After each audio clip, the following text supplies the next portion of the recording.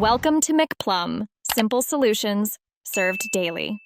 In this video, I will explain how to make beautiful chocolate curls.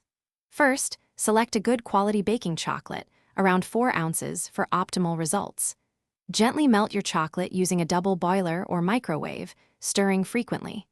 Incorporate about 2 teaspoons of butter or shortening to give the chocolate flexibility.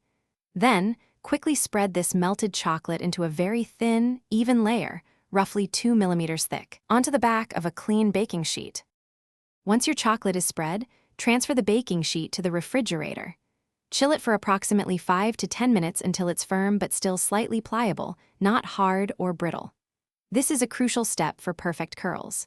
Now, take a metal spatula or bench scraper, hold it at a 45-degree angle, and firmly push it forward across the chocolate. This motion will gently lift and form those lovely curls. Achieving perfect curls sometimes requires a little adjustment. If your chocolate flakes or breaks into small pieces, it's likely too cold. Let it sit at room temperature for about 1 minute. Conversely, if it smears or won't hold its shape, it's too warm, pop it back into the refrigerator for 30 seconds. Experiment with your spatula's pressure and angle to create various curl sizes.